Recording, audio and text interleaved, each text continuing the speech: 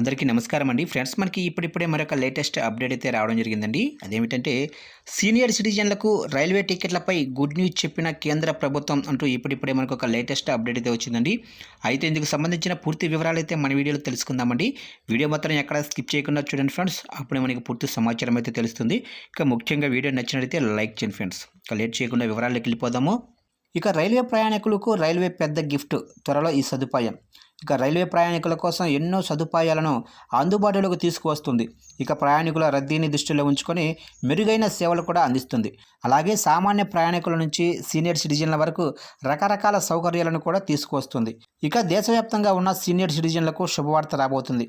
ఎందుకంటే పెద్ద సంఖ్యలో సీనియర్ సిటిజన్లు రైళ్లలో ప్రయాణించడానికి ఇష్టపడతారు. ఇక కరోనా కాలంలో రైల్వేలు ఇచ్చే సీనియర్ సిటిజన్ రాయితీని ప్రభుత్వం నిలిపివేసింది.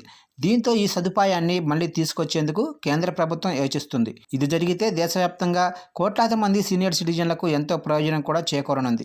రైల్వేలో సీనియర్ సిటిజన్లకు ఇచ్చిన ఈ ముఖ్యమైన టికెట్ రాయితీని ప్రభుత్వం 4 సంవత్సరాల పాటు పునఃప్రారంభించవచ్చు. ఇక ప్రభుత్వం ఈ ప్రకటన చేస్తే ప్రధాని మోదీ హయాంలో సీనియర్ సిటిజన్లకు అతి పెద్ద బహుమతి అయితే అవుతుంది. ఇక ఇటీవల రైల్వే మంత్రి అశ్విన్ వైష్ణవ్ మాట్లాడుతూ కరోనా కాలం తర్వాత రైళ్లలో సీనియర్ సిటిజన్ల ప్రయాణం పెరిగింది.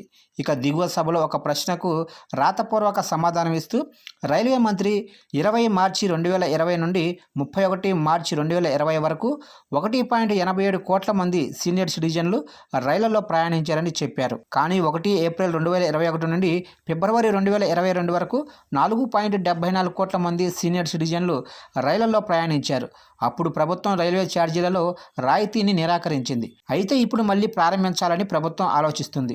ఇక దేశంలోనే సీనియర్ సిటిజన్లకు 4 సంవత్సరాల తర్వాత రైలు ప్రయాణ ఛార్జీలలో రాయితీని ఇవ్వడానికి ప్రభుత్వం సన్నాహాలు చేస్తుంది. అయితే ఏసీ కోచ్కు బదులుగా స్లీపర్పై మాత్రమే ఈ తగ్గింపు ప్రారంభమవుతుందని అంచనా. ఇక ఆర్థికంగా స్లీపర్ క్లాసుల్లో ప్రయాణించలేని సీనియర్ సిటిజన్లకు మాత్రమే తగ్గింపు లభిస్తుంది. చూశారు కంటే మొత్తం మీదుగా ఏదైనప్పటికైతే సీనియర్ సిటిజన్లకు అయితే టికెట్లోనైతే భారీగా రాయితీ ఇచ్చే ఆలోచనలో కేంద్ర ప్రభుత్వం ఉన్నట్లుగా తెలుస్తుంది ఫ్రెండ్స్. చూశారు కదా ఫ్రెండ్స్, అప్డేట్ నచ్చినట్లయితే లైక్ చేయండి. ఇలాంటి ముఖ్యమైన అప్డేట్స్ కోసం ఇప్పుడే మన ఛానల్ని సబ్స్క్రైబ్ చేసి ఫాలో చేయండి ఫ్రెండ్స్.